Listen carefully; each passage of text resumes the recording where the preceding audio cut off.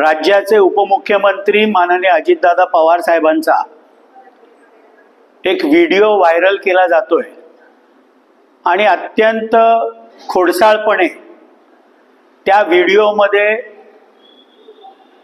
DYSP Anjali प्रकाश यांना त्यांनी झापल्याबद्दलची एक चुकीची बातमी चालली आहे। वस्तुस्थिती अशी आहे की सोलापूर जिल्ह्यातील म्हाडा तालुक्यातील कुर्डू गाव इथे समस्त तिथले शेतकरी तहसीलदारांच्या कारवाई विरुद्ध एकत्र आले होते। त्यावेळेला DYSP अंजली प्रकाश तिथे उपस्थित होत्या आणि एका प्रोबेशनरी IPS अधिकाऱ्याला जर राज्याचे उपमुख्यमंत्री माननीय अजितदादा पवार कोण अशा प्रकारचा प्रश्न जर एक अधिकारी विचारत असेल तर हे देखील चुकीचं आहे। माननीय अजितदादा पवार साहेबांनी त्यांना एवढंच सांगितलं की कारवाई थांबवावी। तशा प्रकारच्या सूचना माझ्या फोन आल्याच्या या तहसीलदारांनाही द्यावा। शेवटी लोकशाहीमध्ये लोकांचा आवाज, त्या शेतकऱ्यांचा आवाज, त्या शेतकऱ्यांची बाजू देखील ऐकणं हे जनतेतनं निवडून आलेल्या लोकप्रतिनिधीचं कर्तव्य आहे। संपूर्ण महाराष्ट्राला माहिती आहे की माननीय अजितदादा पवार साहेब अत्यंत स्वच्छपणे कठोर निर्णय घेतात। कुठल्याही चुकीच्या गोष्टीची समर्थन हे माननीय अजितदादा पवार साहेब करत नाहीत। केवळ शेतकऱ्यांची बाजू ऐकून घेईपर्यंत ती कारवाई थांबवावी अशा प्रकारचे त्यांचे निर्देश होते। पण हे देखील चुकीचं आहे। DYSP स्तराच्या एखाद्या अधिकाऱ्याला जर राज्याचे उपमुख्यमंत्री कोण आहेत हे माहीत नसणं देखील बरोबर नाही। नक्की एकंदरीत प्रकारचं होता की कारवाई संदर्भात तहसीलदारची नक्की काय शेतकऱ्यांना त्यांच्या लोकांना त्रास देण्याची भूमिका होती, त्यामुळे घराणं जे ते शेतकऱ्यांनी तारण केलं। त्या गावातील सर्व शेतकरी हे तहसीलदारांच्या अन्यायकारक कारवाई विरुद्ध एकवटले होते आणि त्यामुळे त्या कारवाईला आमचं म्हणणं ऐकून घ्यावं यासाठी माननीय अजितदादा पवार साहेबांनी शेतकऱ्यांचं म्हणणं ऐकून घेऊन दे मला, तोपर्यंत कारवाई थांबवावी अशा प्रकारचे निर्देश दिले होते। कुठेही वरिष्ठ DYSP असलेल्या महिला अधिकाऱ्याची खरडपट्टी काढली किंवा चुकीचं बोललं हा अजितदादा पवार साहेबांचा स्वभाव नाही। तर राष्ट्रवादी पक्ष या संदर्भात काय भूमिका घेणार का? अशा संदर्भात तहसील असतील त्या DYSP असतील अशा अधिकाऱ्यांना संदर्भात काय पाऊल उचलणार? नाही, माननीय अजितदादा पवार साहेब संपूर्ण महाराष्ट्राला माहिती आहे, अत्यंत स्पष्टपणे ते आपली भूमिका मांडत असतात। कुठलंही चुकीचं काम करण्यासाठी कुठल्याही अधिकाऱ्याला माननीय अजितदादा पवार साहेब कधीही फोन करत नाहीत। कार्यकर्ता चुकला असेल तर त्याच्यावरही कारवाई करा अशा प्रकारचा स्वच्छ आणि थेट स्वभाव हा माननीय अजितदादा पवार साहेबांचा असतो। सर, गेल्या काही दिवसापासून पाहायला गेलं तर मराठा आरक्षण असेल, OBC आरक्षण असेल, काहींचं म्हणणं OBCचं की आमच्या ताटातलं काही घेतलेलं नाही, मात्र हाके असतील, इतर देखील नेते असतील, छगन भुजबळची नाराजी कालची पाहायला मिळाली। त्यामुळे येणाऱ्या काळात OBC वर्सेस मराठा असा संघर्ष आणि युतीमध्ये दिसून येतात, पण युतीमध्ये असणारे छगन भुजबळ इकडे नाराज दिसून येतात। राज्याचे लोकप्रिय मुख्यमंत्री माननीय देवेंद्र फडणवीस साहेबांनी स्पष्ट केलं आहे की राष्ट्रवादी काँग्रेस पक्षाचे ज्येष्ठ नेते व मंत्री छगन भुजबळ साहेबांची काही नाराजी असेल तर ती आम्ही दूर करू। माननीय मुख्यमंत्री मराठा समाज नाही तो OBC समाजाच्या प्रती देखील अत्यंत संवेदनशील आहेत। मंत्रिमंडळामध्ये त्वरित OBC समाजाच्या प्रश्नावरती एक उपसमिती नेमण्यात आली। त्या उपसमितीचं अध्यक्षपद माजी प्रदेशाध्यक्ष व मंत्रिमंडळातील ज्येष्ठ मंत्री माननीय बावनकुळे साहेबांना देण्यात आलं। त्या उपसमितीमध्ये भारतीय जनता पार्टीकडनं ज्येष्ठ मंत्री माननीय गणेश नाईक साहेब असतील, माननीय पंकजाताई मुंडे असतील, माननीय अतुल सावेजी असतील। राष्ट्रवादी काँग्रेस पक्षाकडनं माननीय दत्ता मामा भरणे साहेब असतील, ज्येष्ठ नेते आमचे छगन भुजबळ साहेब असतील आणि शिवसेनेकडनं गुलाबराव पाटील साहेब असतील किंवा संजय राठोड साहेब असतील, अशी ही समिती आहे. आणि महायुतीचं सरकार कुठल्याही परिस्थितीमध्ये महाराष्ट्रामध्ये मराठा विरुद्ध ओबीसी अशा प्रकारचा संघर्ष होऊ देणार नाही. मराठा समाजाला देखील त्यांच्या न्यायाचं आरक्षण देण्याचं काम हे मुख्यमंत्री माननीय देवेंद्र फडणवीस साहेब, उपमुख्यमंत्री माननीय अजितदादा पवार साहेब, उपमुख्यमंत्री माननीय एकनाथरावजी शिंदे साहेबांनी केलेलं आहे. आणि त्यामुळे मराठा विरुद्ध ओबीसी अशा कुठल्याही प्रकारचा संघर्ष महाराष्ट्रामध्ये महायुती सरकार होऊ देणार नाही. विरोधक म्हणून संजय राऊतांनी घोषस्फोट केला आहे. छगन भुजबळ यांना राष्ट्रवादीकडून मंत्रिमंडळात घेतलं आहे. मोदींनी सांगून त्यांना मंत्रिमंडळात घेतलंय.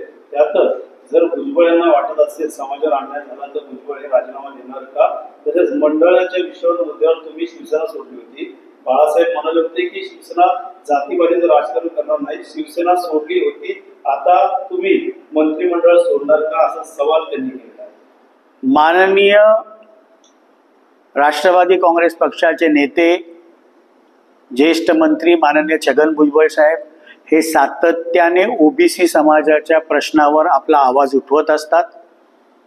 मंत्रिमंडळामध्ये राष्ट्रवादी काँग्रेस पक्षाचे राष्ट्रीय अध्यक्ष व राज्याचे उपमुख्यमंत्री माननीय अजितदादा पवार साहेबांच्या सांगण्यावरनं मुख्यमंत्री साहेबांनी त्यांना मंत्रिपद दिलेलं आहे. भांडूपचा भोंगा जो 10 वाजता रोज कर्कश आवाजामध्ये बोलतो, यांनी आपल्या पक्षातील स्थितीबाबत अधिक आत्मचिंतन केलं तर ते शिवसेना उभाटासाठी चांगलं राहील. सर, मिलिंद देवरा यांनी मुख्यमंत्र्यांना पत्र लिहिलेलं आहे. ज्या पद्धती या ठिकाणी आंदोलक आले, उच्चभ्रू सोसायटी असेल त्या ठिकाणी कुठेतरी या ठिकाणी अशा आंदोलकांना या ठिकाणी येऊ नये असं या पत्रात उल्लेख आहे. मात्र कुठेतरी रोहित पवारांचं म्हणणं आहे की या पत्राच्या मार्फत गृह खात्याचे कपडे घालण्याचं काम हे शिंदे करतात. मला माहित नाही की मिलिंद देवराजींनी राज्याचे उपमुख्यमंत्री व शिवसेनेचे मुख्य नेते एकनाथरावजी शिंदे साहेबांना विचारून अशा प्रकारचं पत्र दिलंय का? कारण मला वाटत नाही की त्या पत्रातील मसुद्याशी माननीय उपमुख्यमंत्री एकनाथरावजी शिंदे साहेब देखील सहमत असतील. शेवटी लोकशाहीमध्ये प्रत्येकाला आंदोलन करण्याचा अधिकार आहे. मुंबई ही महाराष्ट्राची राजधानी आहे आणि महाराष्ट्र हा मराठी माणसाचा आहे. त्यामुळे मुंबईमध्ये आंदोलन करणं हा प्रत्येक महाराष्ट्रातल्या मराठी माणसाचा अधिकार आहे. मराठा आंदोलन देखील अत्यंत संयमाने शांतपणे त्यांचे नेते मनोज जरांगे पाटील साहेबांनी केलं आणि राज्याचे मुख्यमंत्री माननीय देवेंद्रजी फडणवीस साहेब ज्यांच्याकडे गृह खातं आहे त्या गृह खात्याच्या मार्फत मुंबई पोलिसांनी अत्यंत संयमपणे आणि शांतपणे हे संपूर्ण आंदोलन कुठेही न चिघळता, कुठेही लोकांना त्रास न होता हे व्यवस्थितरित्या मुंबई पोलिसांनी हाताळलं. आणि त्यामुळे मला माहित नाही की मिलिंद देवरा यांनी दिलेलं पत्र कितपत उपमुख्यमंत्री माननीय एकनाथरावजी शिंदे साहेब त्याच्याशी सहमत असतील. पण मुंबई ही महाराष्ट्राची राजधानी आहे आणि महाराष्ट्रातल्या प्रत्येक मराठी माणसाला मुंबईमध्ये येऊन लोकशाही पद्धतीने आंदोलन करण्याचा अधिकार आहे. आता तो जीआर आता होळी करून काढण्याचं काम आता ओबीसी कडनं केलं जातं. अशा आहे की कुठल्याही परिस्थितीमध्ये ओबीसी समाजाच्या आरक्षणाला धक्का न लागता मराठा समाजाच्या असलेल्या हक्काचं आरक्षण देण्याचं काम पहिल्यांदा देखील माननीय मुख्यमंत्री देवेंद्रजी फडणवीस साहेबांनी केलं होतं. हायकोर्टामध्ये टिकवण्याचं काम देखील केलं होतं आणि आत्ता देखील हैदराबाद गॅझेट लागू करून मराठा समाजाच्या हक्काचं आरक्षण देण्याचं काम हे माननीय मुख्यमंत्री देवेंद्रजी फडणवीस साहेब, उपमुख्यमंत्री माननीय अजितदादा पवार साहेब आणि उपमुख्यमंत्री एकनाथरावजी शिंदे साहेबांनी केलेलं आहे. सर, वेगळा प्रश्न, हैदराबादच्या गॅझेट संदर्भात काढलेल्या जीआर विरोधात भुजबळांनी कोर्टात जाण्याची तयारी दर्शवली आहे. सोमवार किंवा मंगळवारी कोर्टात जाण्याचा विचार असल्याचं भुजबळ. त्या जीआरचा आम्ही अभ्यास करू वकिलांमार्फत तो समजून घेऊ त्यातले बारकावे आणि मग निर्णय घेऊ, अशा प्रकारचा वक्तव्य हे माननीय भुजबळ साहेबांनी केलेलं आहे. सर, जीएसटी मध्ये मोठा दिलासा मिळाला आहे. विरोधकांना एक प्रकारची चपराकच म्हणावं लागेल का? विरोधकांनी आतापर्यंत मोदी असेल तर त्या ठिकाणी पंतप्रधानांवरती भाषण केलं.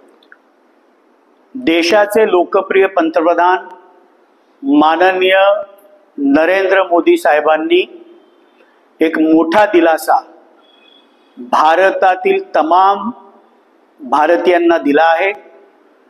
जीएसटी स्लॅबमध्ये आमूलाग्र असा बदल करून 28% 18%, 12% 5% हा स्लॅब बदलून खूप मोठा दिलासा हा भारतीयांना दिला आहे.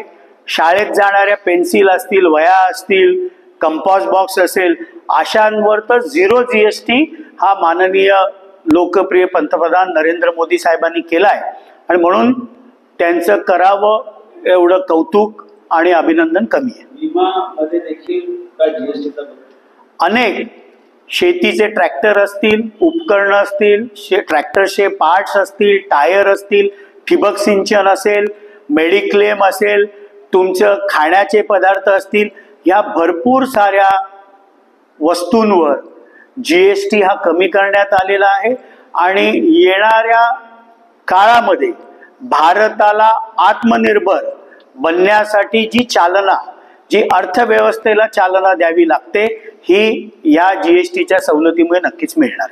निवडणूक पाहता बिहारची असेल तर एकीकडे लादला गेला, त्यामुळे अशा गोष्टी बघून सुद्धा जीएसटीचा टॅक्स स्लॅब हा संपूर्ण भारतामध्ये लागू होणार आहे, केवळ एका राज्यामध्ये नाही.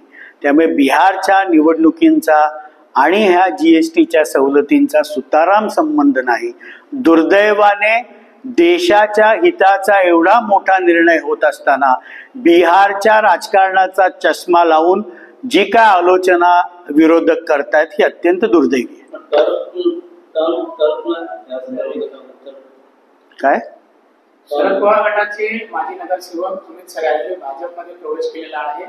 या पद्धतीने शरद पवार गटाचे अनेक माजी नगरसेवक ते वेगवेगळ्या पक्षामध्ये, त्याबद्दल त्यांच्या पक्षाचे राष्ट्रवादी काँग्रेस पक्ष, शरदचंद्र पवार गटाचे फार मोठे नेते ठाण्यात राहतात, त्याबाबतची भूमिका ते स्पष्ट करतील.